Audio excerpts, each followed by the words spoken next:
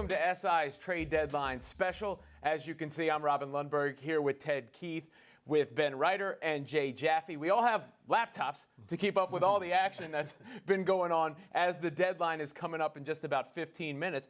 It was a bit quiet, but right before we went to air, Sonny Gray heads to the Yankees for a package. James Kaprielian, Dustin Fowler, and Jorge Mateo headed to the A's. Let's just go around the table. What did you guys make of the move? I think it's completely necessary for the Yankees. I think it's great that they get a guy back who's got multiple years of team control. And they did pay a high price, but this is a team that has real starting pitching concerns, not just right now, but going forward into the future. They have a tremendous bullpen, 5 ready-made arms who can pitch 4 or 5 innings a night, really, if they have to. But who's going to be a starting pitcher for them if they get to the playoffs? And who's going to be a starting pitcher for them in 2018? We're so focused on the trade deadline and its ramifications for 2017, and that's obviously important for a team with a half-game lead like the Yankees, but they also have to figure out what they're going to do next year if Masahiro Tanaka opts out, if CC Sabathia leaves in free agency, if Michael Pineda, it doesn't come back well from Tommy John. All in all, I think a good trade for the Yankees. Yeah, look, people were talking about Sonny Gray as if he's an ace, right? As if he was the same guy that he was 2 years ago. He's not. He's not as bad as he was last year when he had an ERA up near 6. But he still has a 3.5 ERA on the road away from the very spacious Oakland Coliseum. He's got an ERA over 4. He's certainly a valuable pitcher, but he's not a guy who's going to come in and make or break your season. He's not one of these playoff killers that we see acquired sometime this time of year, at least in my opinion. So the prices being talked about him were high for a while. I actually think the price that they got was realistic. 3 solid prospects, not like top 50 guys or anything, 2 of whom are currently injured pretty seriously in the case of James Kaprielian and Dustin Fowler. Yeah, it's a perfectly reasonable price for a guy that's a useful above-average pitcher, but is no longer the ace that he was. Well, there's nobody out there who's right.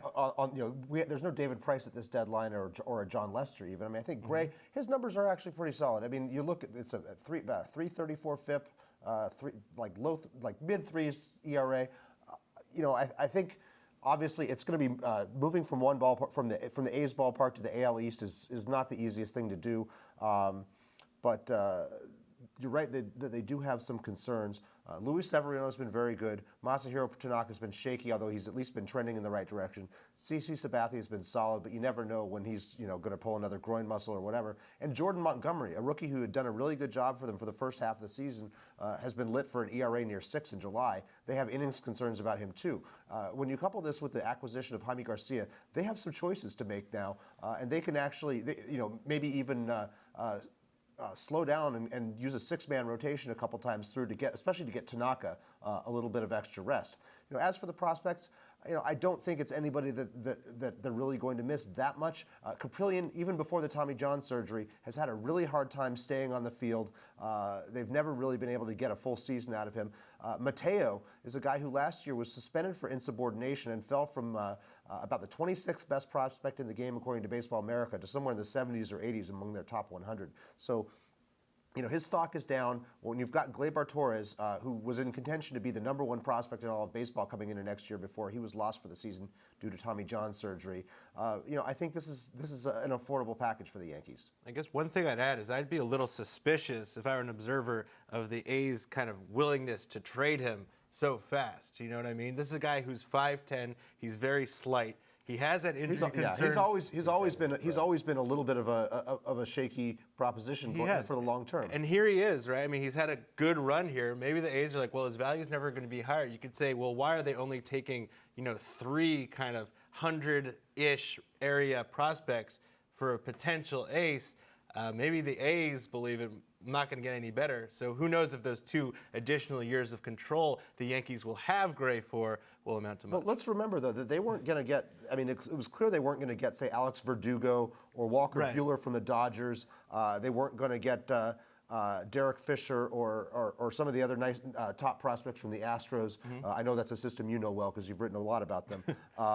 But we have to presume that they took the best deal out there, and that they probably like these guys a little bit more than they liked some of the other packages that were offered. And their fans are probably liking the deal a little bit more as we talked it through a bit, because before it was like, oh, Yankees, great job, made off with Sonny Gray. Mateo does have some bat speed, and obviously. He's also got a lot of upside, yeah. But the one thing this does mean is that the Yankees are in go mode right now. And the Cubs a couple years ago, maybe we're a little bit ahead of schedule when we talked about their youth movement. All of a sudden, they're fighting for the World Series. They're winning a World Series. Are the Yankees now bona fide contenders, Jay? Yeah, I think so. I mean, they just passed the Red Sox again, retook first place the last few days, and they are ahead of schedule. And once again, Brian Cashman has taken advantage of the fact that they have a very deep system and done something that maybe not a lot of people thought they would get done. If I'm surprised about anything here, though, it's that they did not get Yonder Alonso also in the deal, because first base has been a big concern for them, and there was an opportunity to upgrade there. Alonso had a great first half, has kind of tanked so far in the second half, but you'd think that his swing would at least work reasonably well in Yankee Stadium. Look, I think even given the concerns about Sonny Gray that we just talked about, this is a fabulous deal for the Yankees from all angles, really. And that I still don't think that Brian Cashman genuinely thinks they're going to win the World Series this year. That was kind of never the plan. I think if you talked to him 3 months ago, you'd be like, yeah, we might have a shot. They're really building this team for the long term, right? 2017, 2018, after that extraordinary free agent class in which they'll certainly participate. And look what they did in this deal. They didn't give up any of their top prospects. They didn't sacrifice any of their future, really. Not that these players couldn't become something. They didn't give up Clint Frazier, Gleyber Torres. Position of plenty for all of them. Right. Look, This is a great deal. I mean, it could not be a better deal from Cashman to, take a shot this year while preserving your future. Brian Cashman, I don't think he gets enough credit for this as a GM. He almost never gets burned on trades when he trades prospects. In 20 years as a Yankees GM, who's the best prospect he's traded? Eric Milton, Ted Lilly? I mean, these are not guys that he gets.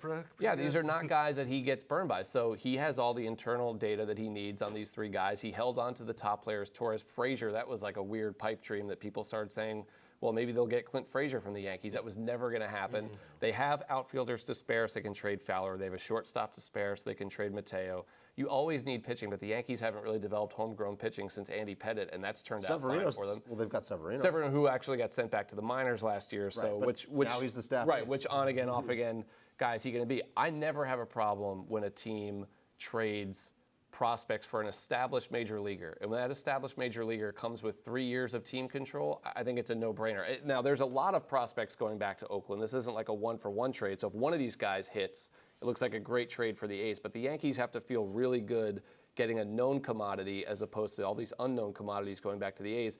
And, as you were talking about for the postseason, I go back to look at the postseason. If they get in, they get a starting pitcher in trouble. They can go to Dellin Betances in the 5th inning. They can go to Tommy Kahnle in the 6th inning if they want. David Robertson in the 7th inning if they want. Adam Warren is a swingman. Aroldis Chapman can pitch 2 innings. I mean, you wrote about Andrew Miller last year, and we've been waiting all year. Who's going to be the next Andrew Miller? Maybe it's not about who the next Andrew Miller is. Maybe it's about who has the next multi-headed bullpen that just throws guys out there in combination. That trade with the White Sox gave them incredible volume out of the bullpen, to the point where I wouldn't be surprised if we see another deal from them, spinning off one of those relievers to get something else here, before the deadline here. Ted, to your point about Cashman getting credit, I mean, I'm sure Yankees fans are absolutely elated because they're able to deal with dual realities. On one end, you're going for it right now, as we just mentioned. On the other end, you're still watching Aaron Judge and Gary Sanchez and guys like that. And he said he wanted, I always got the feeling from Cashman that he kind of wanted the chance to build a team from the ground up the way that some of his contemporaries have had to do. He didn't have to do that. He inherited a team that was on the verge of winning 125 games his first year as a GM, and his goal every year since then was to maintain a championship-level team. The Yankees didn't even take a huge dip back. Their rebuilding process never even really had to take place. They still have been over 500 every single year of his tenure. It was only last year that they got Clint Frazier for Andrew Miller, and now here's Clint Frazier right in the middle of their lineup playing a huge role on them on a first-place team. The Gleyber Torres trade, they don't even need him yet because Didi Gregorius has been so good. So Torres has more time to get ready.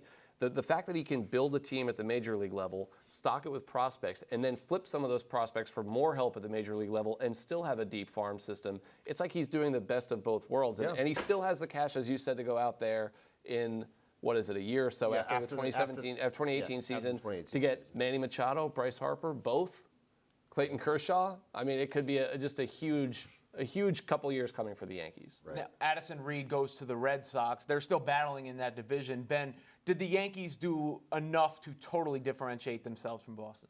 Not totally. I mean, they're got a half-game lead. The AL East has kind of been going back and forth recently. The Red Sox have been really playing poorly recently, and it's been a while now. Just the offense has not been hitting home runs like we're used to seeing out of the Red Sox. We're 5 minutes from the deadline here. I'm not sure Dave Dombrowski is done, because Dave Dombrowski's never done, as we know. Right. But yes, I mean, I think that this is a marginal increase. Certainly gives them that eighth inning man in front of Kimbrel they haven't had. They got Reed, they got Eduardo Nunez a couple days ago. I mean, these are okay role players. I mean, and I like Reed a lot. He's got he really rejuvenated his career in with the Mets, and could close for a lot of teams, not just the Mets. And they gave up 3 minor league arms that are just, long shots. I think all of them, as my former Baseball Prospectus colleague said years and years ago. Minor league relievers, they're like ants. There's just a lot of them. Now, I don't know if you guys saw this important update, but Justin Verlander tweeted from the Detroit Tigers locker room saying that he's still in said locker room. He was one of these names on the trade block. That was as of 3:43 p.m. But the biggest name, perhaps, has been Yu Darvish.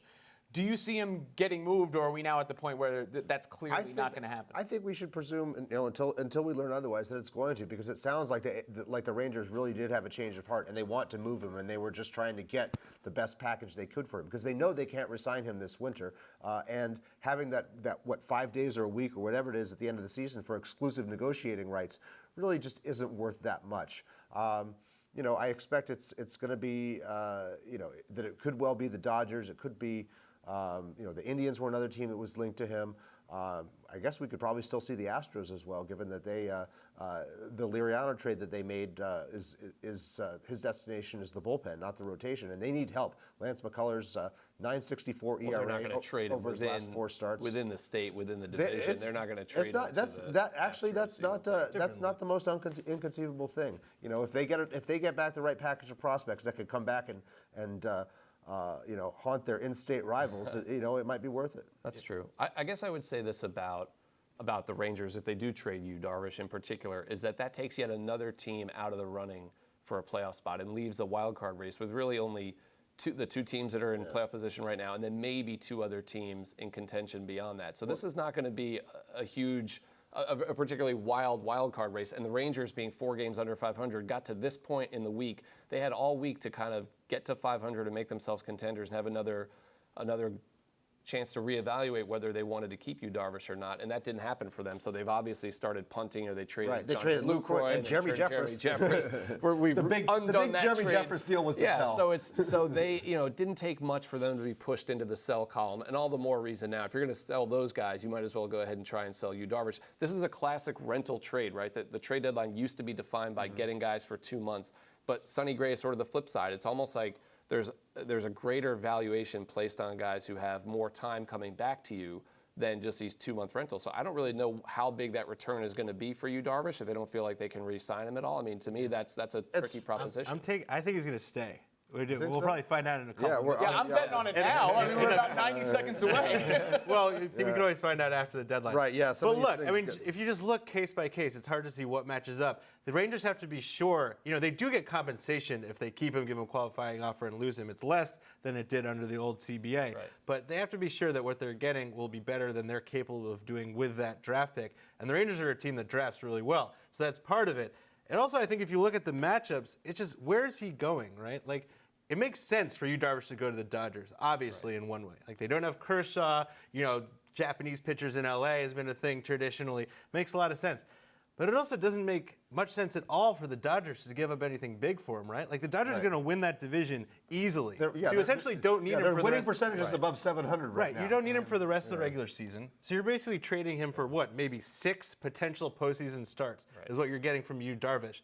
And this is a pitcher who, in his last start, I mean, he's got a great reputation. He gave up 10 runs to the Marlins, right? This is not like, again, I don't think this is John Lester a couple years ago or one of these real deadline kind of killer types, Cliff Lee even, right? Yeah. Right. Darvish hasn't been so great this year. Is it really worth giving up a top prospect? But aren't they playing in a different ballpark now because they've gone 29 years without even getting to the World Series, much less winning it 4 straight years, winning a division without getting to the World Series. But they're trying to do the same over 200 thing. million. I'm just saying that they're operating in a different. It's not about getting to October anymore, as you pointed out, and it's not even about getting to the NLCS anymore. They have to do kind of like the Cubs did last year. They traded Aroldis Chapman, or for Aroldis Chapman, and gave up Torres.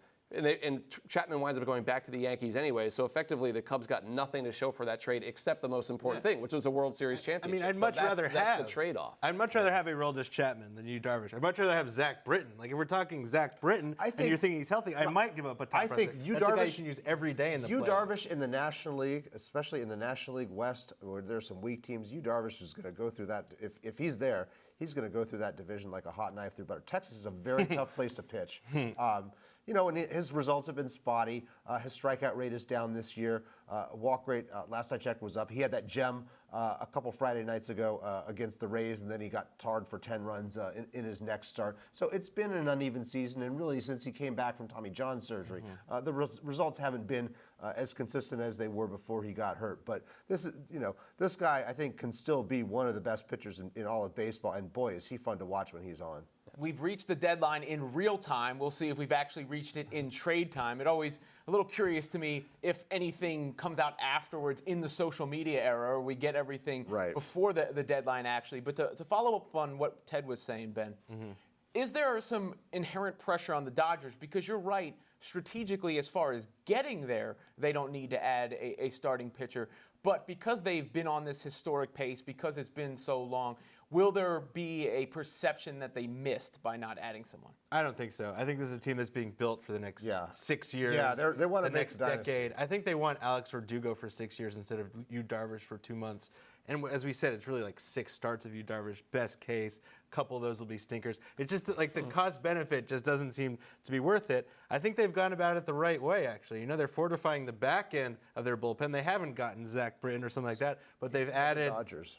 It's Tony Cingrani from the Dodgers. Ken Rosenthal of Fox Sports and MLB Network is reporting just now. A good left-handed piece from the Cincinnati Reds. They've already added Tony Watson, another left-handed piece, former closer for the Pirates, who's had some success. So they're kind of working backwards, right? Which a lot of teams do these days. Bulking up the bullpen in the same way that the Yankees putting have. those pieces in front of Kenley Jansen instead of, in my opinion, overpaying for a big name like Yu Darvish. It'll be interesting to see who they actually gave up in both of those deals. But they had shifted their attention to left-handed, to relievers in general and lefties in particular. We heard that they were interested in Zach Britton before. Watson and Cingrani both have had success. Watson more so than Cingrani in recent years out of that Pirates bullpen. But this is some good bulk. When you look at their rotation after Kershaw, who's obviously out for a while, it's a lot of 5 and fly guys. Rich Hill runs deep in pitch counts all the time. Alex Wood has been mostly a 5 or 6 inning proposition at best. Hyunjin Ryu and Kenta Maeda and Brandon McCarthy, all of them, they have they get out of there after 5 innings a lot of times, and Dave Roberts isn't shy about giving them the hook sometimes even before that. It's an interesting paradox because usually at the deadline you see a lot of relievers get moved, but this year there's some big name starters who are on the market while the game tends to be trending towards relievers. I mean, has the bullpen usurped the starter as the most important factor? I think especially when you look at what the Indians did last year in the playoffs, the Cubs weren't as adept at doing that because Aroldis Chapman wasn't as versatile as Andrew Miller. But this working backwards from the end and going piece by piece. I mean, we saw this. I keep thinking back to Tony La Russa and how he managed the 2011 postseason. Getting Edwin Jackson to the 4th inning and then just throwing, playing matchups the rest of the way. It's exasperating to watch because you're switching to commercial every 10 minutes, but it can be very effective if you've got the weapons. And Well, that was, really Game 7 of the World Series, the Giants and the Royals, that's basically what that pitching matchup was. Yeah. There was no Jack Morris there, right? That was the single most important game of the year, and both managers were like, just get me 9 outs from the starter, and then I'll go another way. I think some of these things in baseball, you look at the last few World Series champions, every time there's a new champion, we anoint a new style that everybody else There's should a new follow. trend, yes. Right, whether it's contact hitting, whether it's the 3-headed bullpen that the Royals use, contact hitting with the Giants, short contracts if you're the Red Sox. So whoever wins this year will look back after the fact and say, that was the secret, that's what they did. But to your point, the bullpen strategy does seem to have staying power because there just aren't, as Tom Verducci has written about a number of times this year for SI, there just aren't enough real quality starting pitchers out there to go and eat innings the way other guys do. So managers are erring on the side of caution. And I think what has started that trend is this data set that looks at how many times a pitcher gets hammered the third time through the order. So it's like get him 2 times through the order and you're looking at maybe 5 innings there. And then after that, nobody wants to take a chance on letting a starting pitcher face a guy for the 3rd time. And if you're stocking up a bullpen with 4 or 5 guys, why wait? And some of these guys can't just be matchup guys, right? So like if you're, remember what the Royals did with, Holland and Davis and Kelvin Herrera. So these guys have to be full inning guys. And closers or relievers like to know what their role is and all that, but it can't just be matchup, you face one batter, you face one batter, because you'll burn through those guys. If you're now asking them to cover 5 and 6 innings, does Cingrani do that? Could Brad Hand have done that? It looks like he's not going to get traded. Hand's not going to get traded. Cingrani's probably a guy who can do that. Let's also remember that Jansen is a guy who can give you, 5 multiple outs, the 4 rare or 5 outs. He's done it routinely in the playoffs. It's not going to be a surprise when he gives you 2 innings. If the situation calls for it, because he and the Dodgers have been training for that. We saw the fruits of that last year, and he has just been willing to take on that role. But getting back to what you're saying about starting pitching, I mean, there are fewer of those guys out there. There's also GMs are less willing to move them now. They're clinging to those guys, and when we're seeing guys traded, I mean, or even talking about who might be traded, it's GMs are looking for guys with club control. Getting back to the Sonny Gray thing, so. That's a cost-controlled young player. We're not seeing I think we're seeing less of the rental trend this time around than we were even 2-3 years ago. Yeah, it's great to have the relief pitching. I only need to give you guys the ball, and then you take care of it all after we go from there. It does seem that the Sonny Gray trade remains the biggest move out there. So if we're doing premature winners and losers at the trade deadline, does everyone agree that the winner right now is the Yankees? I'm going to take the Yankees for today, but let's not forget that there were some trades made before. This is a pretty active I'll take the Yankees month for the last few weeks. Yeah, but the Cubs getting Jose Quintana could be a Sure. big deal. I still think the Diamondbacks getting JD Martinez, who's probably going to remain the best hitter to be traded this month. That has the potential to be a big move for them because he got off to a little bit of a slow start. But we haven't talked about hitters much, and hitters play every single day. So it's, to me, that's a huge opportunity for them, for the Diamondbacks, because they're basically locked into a 1-game playoff at this standpoint. So it's about building their best team for 1 game. And this is not the Diamondbacks aren't the Dodgers. They can't guarantee they'll be back next year. And they've done that move, I think, to bolster their lineup and give themselves a chance when we already know they're probably going to be playing the Rockies for a spot in the division series. Let's break a trade coming in. Jay Jaffe speaking of teams that have been upgrading for more than just today, the Nationals have just added Brandon Kinsler, the Twins closer, to a bullpen that recently added Sean Doolittle and Ryan Madsen as well. That was the worst bullpen in all of baseball. Now it's a lot deeper. They're another team that's pretty much locked into a playoff spot in that, running away with the NL East. So I think we'll see who they gave up here, but that does seem like something that a move of significance for a team that really had some issues with that pen. It's like, but are they winners or are they just not losers because they got somebody to pitch in that bullpen? Well, right? anything is better than what they had. That's what I'm saying. So anything it's not, is better than what, I'm not putting them on the tier. I'm not putting them on the tier with the Yankees, but just in terms of teams that got their that started shopping early, and there's a definite benefit to that. Obviously, why wait 2 weeks? When you can fix the problem today. They started to do that, and now it was always expected that they might make another move, and I think that's a nice little one. I don't think it's enough though for the Nationals, really. I think if you're a Nationals fan, you have to be disappointed. Like, I know they've added a lot. Well, you still have to hope that some of these other guys pick up. They have to some of these other guys they have to pick up. Maybe in lower leverage situations. Yeah, they do. Yeah, for sure. But Brandon Kinsler having a great year, 2.8 ERA, 28 saves. But you know what? He's a contact guy. This is not the kind of guy you want in the playoffs. Is going to work. He's not a fireman, right? I mean, he's like an effective reliever. I kind of like what the Astros did today. Better than this. Okay, take a guy Francisco Liriano, starter for the Blue Jays. He's really struggled, this year. But now all of a sudden he goes from a starting situation in Toronto to the bullpen with the Astros. This is a left-handed pitcher who's got a 17-1 strikeout to walk ratio against lefties. We know what happens when you turn starters into relievers. I mean, he came for nothing. Like, a move like that, a little more out of the box, is something that I think would have benefited the Nationals a lot more than adding I think kind that's a of good like point. effective but middle of the road. Yeah, type. the Astros bullpen had been lit for almost a 5.5 ERA over the last 2 months. Liriano has always had strong platoon splits. 2013 was historically good against lefties. Has been very strong when facing hitters the first time through, and much less strong the second or third time through. So yeah, that does seem like a good repurposing. And he's also a guy who has a history of turning it around with a change of scenery. You know, a new pitching coach tweaks his delivery or whatever, and maybe he gets out of a situation where he's got a bad defense behind him, and suddenly he looks like a beast instead of a headache. Yeah, I mean, Kinsler strikes out 5 guys per 9 innings. You know, like, you're going to get to the NLCS, you're going to throw Brandon Kinsler out there against, you know, Cody Bellinger and Corey Seager. I mean, that's still not going to end well for the Nationals, I don't think. Oh, I don't think you're bringing Kinsler over to be the ninth inning No, guy. but I just mean, like, who is? Like, Doolittle's had, like, Madsen. They still don't have the guy, right? They don't even have one of them.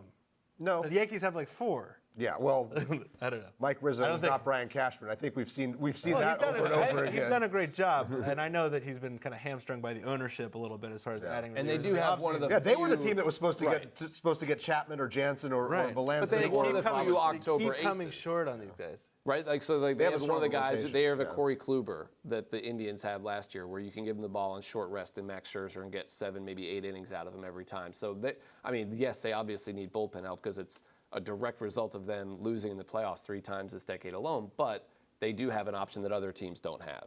Just good starters. Right, exactly. Yeah, particularly a very good starter. but in the Max Scherzer playoffs- is what I'm saying. Well, yeah, and Scherzer and Strasburg, Right. and Gio Gonzalez, who's Right. also one of the 7 pitchers right now, starting pitchers with an ERA below 3. Right. So yeah, but a very good opponent in October can work through those guys, and you're going to get to the soft underbelly in the 7th inning. Yeah. I mean, this is how the Dodgers win games in the regular season. Right. It's going to be hate to see what they're going to do in the playoffs. Now, one of the biggest stars in baseball, Giancarlo Stanton, not moved. There was a little bit of buzz. What do you think his future is, Jay, and do you think it's in Miami? Well, I think a lot of it depends on who actually winds up buying that team and what their philosophy is. But I think long term, the Marlins do have to get out from under that contract. I mean, I don't see Stanton opting out to try to get a bigger deal. There are any one of a number of options that could work, but it's gonna take a lot of prospects, and the Marlins are probably gonna have to pay that deal down. It's a question of how much they're willing to do that, and a lot of that goes back to what the purchase price is for that franchise, and that's been the reason it hasn't sold, because they're still quibbling over that. Yeah, who's owning it now? Is Jeb Bush, Derek Jeter? It's all over the place. I don't think it's going to be the name brand. You know, the Derek Jeter tag Romney, Jeb Bush, Dave Stewart, whoever. You know, Miami Players Tribune. Right? Yeah, exactly. The Miami Players Tribune. Well, we were talking about the Nationals before, and you guys were sort of debating whether they belong in the winner or the loser category. We went over some of the winners. Does anybody have a loser identified? Ben, we can start with you there. A loser. I mean, I guess you could say the Red Sox. I mean, I still think Dombrowski might have It's still a lesser. I think they've done less to upgrade at their time. I mean, let's not forget they just lost David Price again. You know, they're suddenly looking a little bit more wobbly than they were last week. The Indians didn't do much. Right. Joe Smith. They added Joe Smith. Like I said, they didn't do much. He's been good. I mean, Joe Smith's been a solid guy for a long time. But Ken Rosenthal is coming in now with a tweet saying that Darvish has been traded. Where is Darvish Now been I'm the traded? trade deadline loser already. I'm saying Dodgers. yes. Dodgers? I mean, that's a Dodgers? prediction. Who you got? I'll wait till Ken Rosenthal tells me. If it's the Dodgers, there's no way they trade one of these top prospects. Let's wait. Cody Bellinger and Corey Seager. No. Wait a minute. You're really talking Alex Verdugo and Walker. Well, does Buehler. anybody think it's a team other than the Dodgers? Are you willing to make If a the prediction? Astros, I mean, maybe it'll be the Indians. Maybe it'll be the Indians. I would I be guess Maybe it will be surprised. the Indians, and I'll have to eat my words. Could be. Wow. All right. Well, Until I we mean, know, that's very compelling to know that he was traded, but to But not see, know. this is to your point. This is one of those classic, like it's actually 4:15 almost, and we Right. finally have the word on the biggest name. Because remember, these trades have to be called into the commissioner's office. They actually, I think, don't they still use faxes? They actually have to think be acquired, before the 4 o'clock deadline, and it even takes these guys who spend their whole day, trying to get this information. They get more of it, and now he says it is to the Dodgers. So there we actually get for the Los Angeles Dodgers, Yu Darvish, who does not even have to be, as Jay knows, having tracked the Clayton Kershaw back issues all summer. He doesn't have to be their ace as long as Kershaw's around. He might not even have to be their number 2 if Rich Hill keeps this up or if Alex Wood decides to never lose a game for another long stretch. So a great opportunity for them. It's right? a good opportunity. Look, I want to see. I and this want to is see who they for gave winning a up. Right? championship. Like I'd take you Darvish for free. I was not. I was You were a little lukewarm earlier. I was lukewarm on giving up 6 years of a Walker Right, Buehler yeah, or an Alex Verdugo. yeah. And if that's we're fair. talking like they're giving up their 10th best prospect or Right. something, I would do that too. I don't know.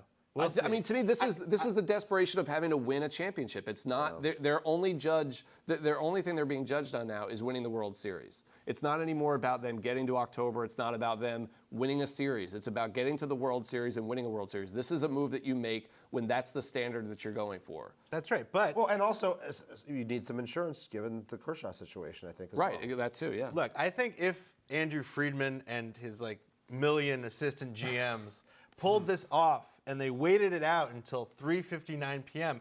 and they called John Daniels' bluff and they got you Darvish without having to give up one of their top prospects, they're certainly winners. It's all about the return. It's all about the value here. They'll have to give up somebody. Well, I'm not whether it's- backtracking. I'm You're mostly- right. But it could be Mitchell White. It could be Willie Calhoun as a second baseman. I mean, it could be Yadier Jock Alvarez. Peterson. Yadier Alvarez. If they traded Yadier someone I Alvarez. haven't heard of, then they did a good job. But this forever logjam of Yeah, they outfielders had like that seven. have, you know, They had like it's- 7 top 100 prospects in the most recent Baseball America. I mean, they're loaded, and their top guys are untouchable. So they were going to come up with maybe trade their 4th or 5th or 6th best prospects and hope that was enough to get it done. Did you just tweet? I may have. That's impressive. Well, how does I think whoa. That's it? I retweeted whoa on top of a We need to Darvish halt the production here. So you can say whoa. Breaking. I am legit. But that is one of the great things about trade deadline, right? That's the trade that makes people stop and go, oh man, that's a big name, because Sure. Sonny Gray is a big name, but in some ways he's a big name because he's attached to the Yankees. He has not been, to Ben's point, at the ace level that make people stand up and go, wow, that's a trade I want to see. I mean, we're getting these late tweets saying that Brad Hand was staying put. I don't think that was going to move the needle that the Padres had decided not to trade Brad Hand. So Right. Yu Darvish is one of those fun names that makes you speculate all over again. What does this mean for the team that got him? What does it mean for the Right. team that gave up? And by the way, maybe this is a 2-month audition for Darvish to decide that he likes the Dodgers It and wants to could play. very well They be. are certainly a team that can afford him. And they're a team that's set up well to deal with the complexities of bringing a Japanese pitcher in. I mean, they've already got Kenta Maeda on staff. They have traditionally done very well with Asian pitchers of all nationalities there, and it could be a very comfortable place for him. How much impact does this specific move have on the pennant race? We already knew that the Dodgers were in They're good the shape. best. They're the best team in baseball. This doesn't change that. This gives them some flexibility with rounding out that rotation, with giving Kershaw, enough time to come back without feeling like he's under the gun. And it sets up their rotation for October. This is all about October, and like as Ben said, we're talking about six starts, in October or something like that. Well, I mean, look, they are on pace right now to win, what, 112 games? 113 games? 113, I mean, this is something like that, yeah. This is borderline They're going for unfair. they're going for the 98 Yankees and 2001 Right, exactly. That's what I'm Mariners. saying. They're going So, for history. In some ways, it's like the 98 Yankees and the 2001 Mariners, except I don't remember either of those teams making a huge move. No, at the they deadline. didn't. What the 98 Yankees did, their biggest trade got was the Lewis. next year when they got Roger Clemens the next spring after Right. they had won. The difference here, of course, the Dodgers haven't won anything yet, but they're tracking to be one of those historically elite teams before they even make this trade. So, I mean, again, I think that Andrew Friedman's a smart guy, and so are his 30 assistant GMs, as Ben knows. He can look at this and do the math like anybody else and say, we're getting to October, we're going to be one of the great teams in baseball history, but when you talk about the best teams, how many people really remember the 2001 Mariners, unless they're people on this set like us? How many remember and talk about the 98 Yankees, and what's the difference? The Yankees won the World Series, the Mariners did not. They don't care about 114 wins. I mean, everybody saw what happened to the Warriors last year, right? Or 2 years ago. Yeah. Like, that means nothing to them.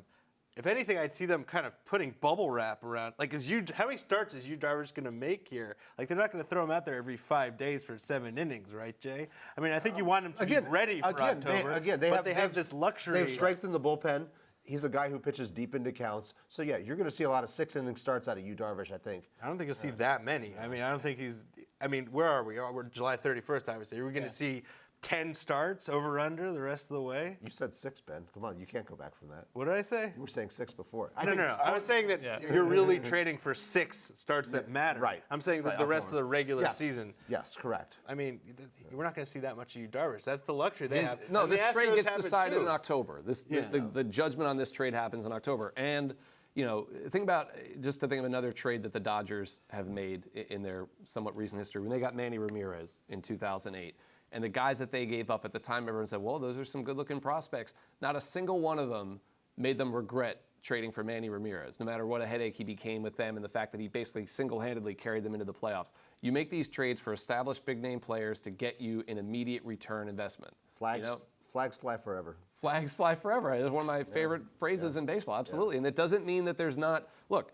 one day another Jeff Bagwell and John Smoltz will be traded when they're minor leaguers. But we're so far away from knowing that about these guys that if you're the Dodgers, you have to be willing to make a move because you haven't had a flag flying for a while. It's been forever since you had a flag flying. It was my freshman year of college. So it's been like 40 years. I'm an I old think it's man. been. Yeah. They really need to make a move. Snap judgment, bigger deal. Sonny Gray to the Yankees, Yu Darvish to the Dodgers. Well, since we don't know the return yet on that, I would still say that Sonny Gray to the Yankees because that has the potential to impact 3 pennant races, not just 1. Ben? I want to see what the return is. I think that the Dodgers will. The sum of the Dodgers' moves will actually be bigger, right? Because they got you, and then they got the 2 Tonys, right? Yeah, but the Yankees upgraded with Todd Frazier and Robinson and I thought we were Kenley talking as today. well. Well, yeah, I mean, the Yankees have added more talent overall. Yeah, I'm going to go with the Yankees because I know for sure, unless something weird happens, that the Yankees have Sonny Gray for next year and beyond. I don't know that about Yu Darvish yet. I think that the Yankees need Sonny Gray to get into the playoffs. The Dodgers don't need Yu Darvish to get into the playoffs. What happens there? We hear this every year that the playoffs are a crapshoot. No one knows that better than Sonny Gray's now former boss with the Oakland A's. But having said that, Sonny Gray has the most chance to have an immediate impact the next 2 months and to have a big impact on them next year. Look, if Darvish re-signs, they win the World Series and Darvish re-signs, then maybe that's the bigger one. But if I'm looking right now, I think that the Yankees probably got the better end of this. You can't judge a trade on what happens in free agency. No, but I'm saying, but the Yankees know they have Sonny Gray for more than 2 months. Yes. I mean, that makes that deal Yes, I agree. sweeter. It's a much more impactful deal. Yeah. All right, now when you're talking about playoff implications, of course, Dodgers, their Yankees trying to be there in good position. What other teams do you think improve their stock the most at this deadline when it comes to the playoffs? I mean, the Astros helped themselves a little, although we just saw that Lance McCullers went to the disabled list. He'd been failed to get past the 5th inning in his last 4 starts. Had already had some other issues. Last year was on the disabled list as well. So it's interesting that they didn't do more for that rotation, unless we're going to have a very late entry into this discussion. Right. I'll tell you a team that I think did about the best it could have possibly done, and that was the Tampa Bay Rays. Because they were not going to go out and get, a high-priced player, a player that they were going to have to worry about signing. But they have issues, as all teams do, so they have to kind of build around the margins. It's a classic Tampa Bay Rays problem. So they get Lucas Duda, and all he does is hit home runs in his first 2 games. And they get some relief help, and they get some more infield help with Adeiny Hechavarria. So they, And they just traded Tim Beckham to the Orioles for something. So these guys are not, game changers in the way. Obviously, we haven't talked about them until this point.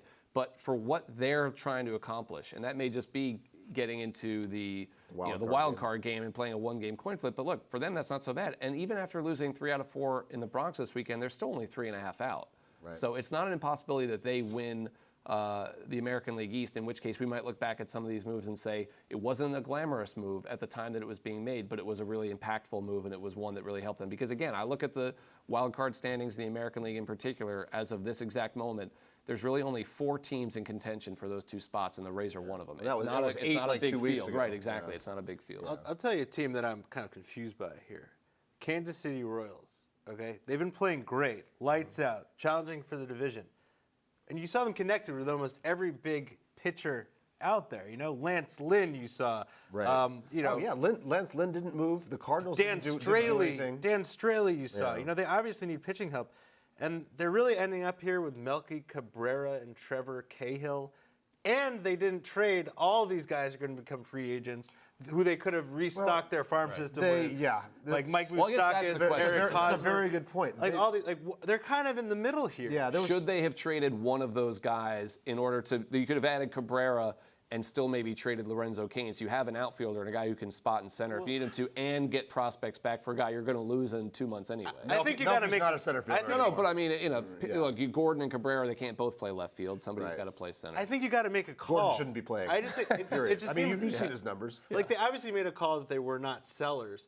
So to me, that means okay, then you're buyers, but they didn't really buy. Yeah. So what are they? I mean, They're part of me, sentimentalists, is what they are. Right. They wanted to keep that Well, I'm gonna 2015 tell you. core together for one more And you run, can't and they blame didn't them. do enough. You're right. They didn't do enough. They didn't, I'm going to tell you, like, the sentimental part of me, the emotional part of me, like the soft side of me is like, this is great, all right? Like the team's Let's see him playing do it one well. more time. One last shot for for the old times. Maybe we'll do it again. But look, the most probable outcome at this point is they're going to become the wild card team in the AL Central, and that gives you a one and done shot. And if you lose that game, then all of a sudden you've lost like the heart of your team for nothing, and you're risking like another long nuclear winter in Kansas City, like they experienced before a few years ago. So I'm just kind of confused. Like I love that they're going for it, but if they're going for it, I thought they should have actually gotten something. Ben, you mentioned sentimental value. To recap, the trade deadline has passed. Yu Darvish goes to the Dodgers. The Yankees get Sonny Gray. I want to ask you guys one yes or no question that's not related to the trade deadline, but is related to some baseball news from today before we get out of here. Does Steve Bartman deserve a ring? Yes or no, Ted? He doesn't deserve it, but it's an awfully nice gesture. Ben? Yes, absolutely, man. I mean, that guy was tortured for what, 15 years here for for no reason. 14, yeah. 14 years because 14 of what years. like Moises Alou did and Yeah. Alex That guy Gonzalez does- didn't do. Like Deserve, though? There's some people I in that think- organization who put a lot of blood, sweat, and I think tears deserve, into it. deserve is a weird word to use. I don't know if I necessarily would use the word deserve, but between the statement the Cubs made by doing this gesture and the statement that Steve Bartman made in accepting it, I think it should bring closure to this issue. And I think it highlights just how ridiculous it was that one person's privacy and his life was made miserable by a sporting event. I mean, we all work in sports. We all, live and breathe this stuff.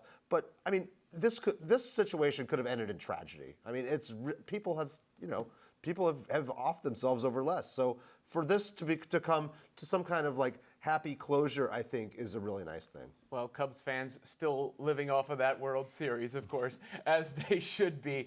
We have wrapped up here on this trade deadline show. Thank you to Ted Keith, Ben Reiter, and Jay Jaffe. I'm Robin Lundberg. Appreciate you watching, and you'll get more of the reaction and analysis on SI.com.